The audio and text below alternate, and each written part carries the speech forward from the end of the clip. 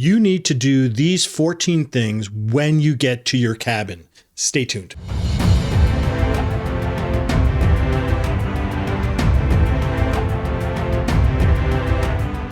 Hi everyone, Ra from Sea-kers, and welcome to our tip show today. Today we are going to talk about the 14 things you must do when you first get to your cabin on any cruise ship. But before we get into that, I want to thank everybody who has become a subscriber to this YouTube community. Thank you so much for doing it. We love having you folks here. And if you have yet to become a subscriber, hey, think about subscribing and turn that notification bell on. It is completely free and it gets you all the information you need when we put it out, including cruise deals, including tips, including vlogs. Hey, so think about subscribing and turn that notification bell on. We would love to have you here as a part of this community. And while you're down there, hit that like button because it really does help that YouTube algorithm. It does help this community grow, and it will be an amazing thing to have more people here watching these videos. Thank you so much for doing that. All right, so let's talk about these 14 things you must do on any cruise ship when you get to your cabin. Now, when you get to your cabin, the very first thing you should really do is take your pictures, take your video of your room for your memories, because I will tell you something right now, that is going to be the most pristine condition your cabin will be in for the rest of the cruise. It will be lived in from that point forward. So take your videos, take your pictures right now at that time when you get into that cabin right away, because once you get in there, it's going to change. So do that right away. The next thing we do when we get into the cabin is we do a bed check. What do I mean by a bed check? Well, we get on top of the bed and we see how soft or how firm that bed is, because there's a lot of variation between one cruise line and the next. If it's too firm for you, you might be able to ask for an egg crate to make it a little bit softer. If it's too soft, you might be able to do something else to kind of make it a little bit firmer for you. You can ask that of your cabin steward. Now, the other thing we also like to see is make sure that the arrangement is correct. Sometimes, even though you asked for twins, you might see a king or vice versa. And finally, the other thing is when they do make it a king and they push those two twin beds together, sometimes you get a pretty good divot between those two beds. The thing that we like to do is check out that divot. If it's pretty deep, if it's pretty uncomfortable, we ask the cabin steward to kind of correct that for us. And while we're on top of that bed, we also check those pillows. We see if those are the type of pillows we like. If it's not, you can usually ask your cabin steward. They have a whole range of different types of pillows back there, and they can probably find one that will be much better for you based upon your own personal preference. Now, the next thing you're going to want to do is kind of crank down that air conditioning as low as possible. The reason being is because you want to test it out to see if it gets cool. You might be starting a little further up north and you might completely, space out about doing this. But once you head to a warmer climate, and if your air conditioning does not blow cold, you will regret it from that point forward. So do that right away. See if your room gets cool properly to your own specifications before anything else. Now, the next thing I do is I go on my hunt for the remote. It's usually relatively easy to see, but sometimes there's been times where I couldn't even find the remote. Who knows what happened to it? It might have gotten eaten up by the remote monster. It might have been accidentally taken away from the people who were in your cabin before you. There's all sorts of reasons why it could just suddenly disappear. Also, once you do find it and locate it, check to see if it actually does turn on the TV. Bang it around. If it doesn't, maybe the batteries are kind of dead. If you don't get the TV turning on, then you're going to want to have the cabin steward take a look at that for either a dead battery or a broken remote. Now, if it does turn on, turn up that volume. See if you get good volume out of there. And also, check all the buttons out, all the buttons. I'm talking about up and down with the volume, up and down with, the channel selection, all the buttons, because you might find out that one of your buttons just don't work well and it could get very frustrating. You can get a new remote. And while you're also kind of playing around with the TV, get familiar with the channels, know where your folio is, know exactly where the bow camera is, especially if you're in an inside cabin, because if you're in an inside cabin, you can use that bow cam to let you know exactly, hey, It's daylight out there. Time to get moving. Now, the next thing we do is we do our plug search. We look all around the cabin for where the plugs are. Some of them are in kind of hidden spaces, especially in the bathroom. You might be wondering, where the heck's the plug for the bathroom? Well, there might be one right up above, but there might be one if you look up high on the ceiling for, I don't know why, but there might be one up there. So always take a look around for your plugs. In your bedroom, take a look behind the bed. There might be a plug hidden behind there.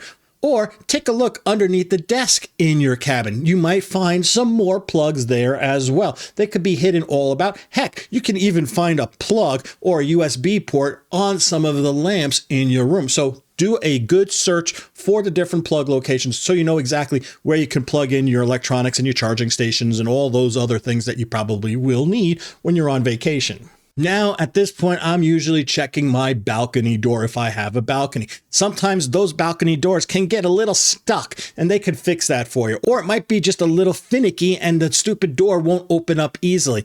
Definitely check out your balcony door, see if it's working to your specifications. And if you have two cabins next to each other and they happen to be both balconies, you can go and check to see if there's a divider that you might be able to open up between your two balconies. Now, the next thing we'll do is we're going to check the lights. And in order to check the lights, we usually close off the cabin so we don't have any kind of light filtering in from anywhere else. And then we also check to see, okay, let's turn on the lights. Is there any lights that are not working, right? There's a bulb broken or something along those lines. And then finally, we try to figure out how these lights work from both the entrance area of the cabin and also by the bed. Usually you can control all your lights from both of those locations, so we try to figure that out beforehand. Basically, we're trying to figure out exactly how I can navigate this cabin at night without stubbing my toe at night. So it's always good to know exactly, oh, this is the light switch to kind of turn on the light over by the bathroom from here in the bed so I don't stub my toe. All right, now let's talk a little bit about the bathroom. We check a few things in the bathroom also. We make sure we have enough towels for our needs, depending upon the number of people in our cabin.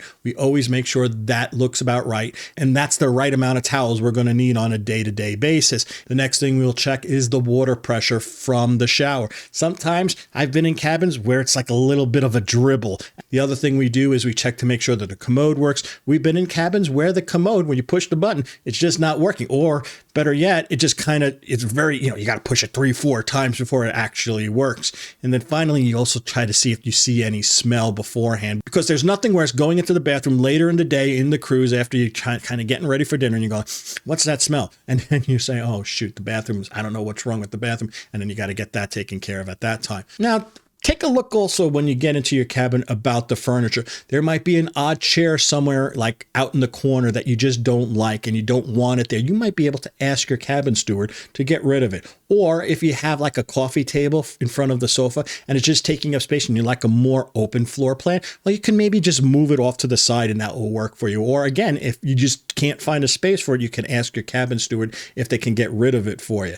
Always take a look at your furniture floor plan if that's going to work for you, especially if you have like mobility scooters or other things in your cabin that takes up a lot of space. It's good to get rid of those things that can take up space and are just really not going to be used a lot for you when you're on that cruise. Now I'm heading over to the different areas where we can store, and I'm going to first look at the safe. I'm going to make sure, A, the safe is open. There's plenty of times I've gotten to a cruise and the safe was locked. Next, make sure you can lock the safe properly. Sometimes it just doesn't work. Make sure it works the way you are expecting it to. And while you're there, make sure also that there's nothing inside that safe. Sometimes people leave things in there and you can get it to the lost and found, hopefully for that person who was in that cabin beforehand.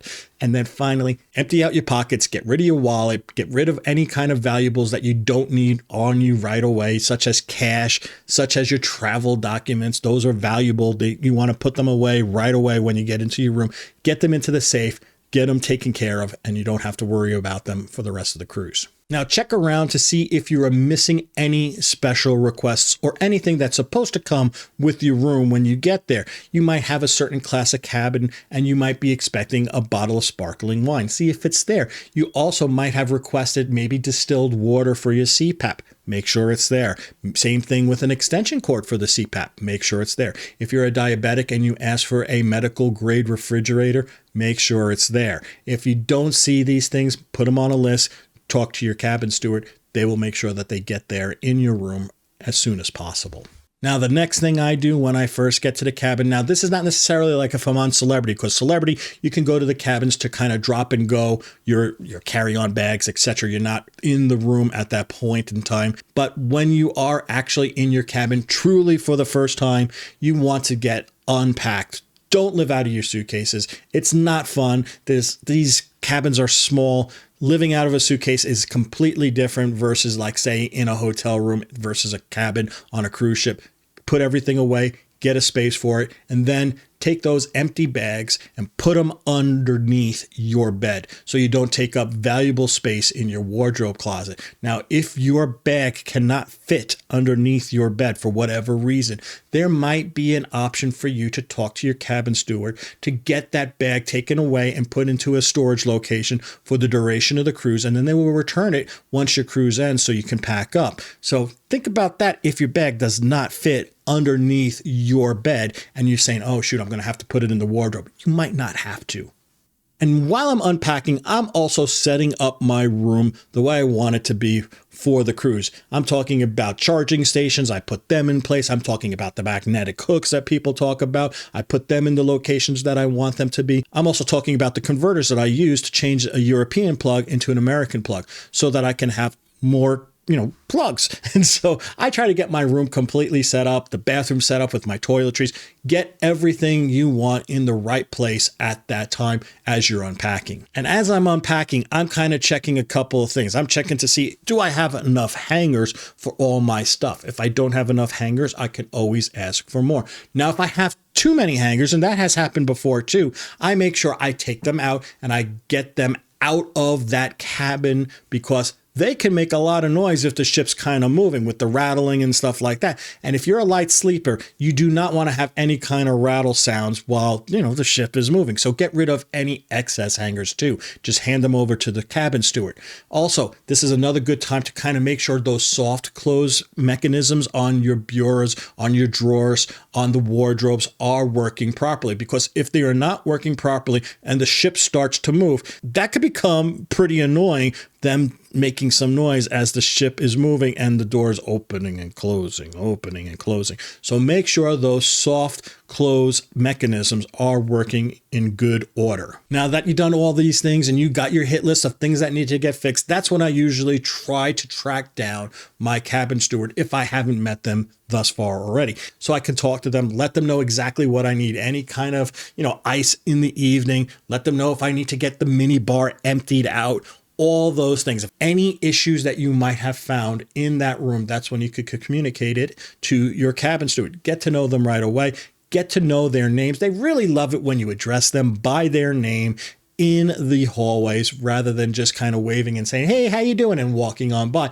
Get to know their names. They really, really do appreciate that. So there you go, folks. Those are the things you are going to want to do immediately when you get into your room. First things first on any cruise lines. I hope you really enjoyed this video. If you did, hey, give it a big thumbs up. Again, it does help that YouTube algorithm. It does help other people find this channel, and it will help this community grow. And if you've been watching this video this long, hey, think about subscribing and turn that notification bell on. Remember, it is free. This way you get notified every single time we put out new cruise deals, new tips, new vlogs, all of those things.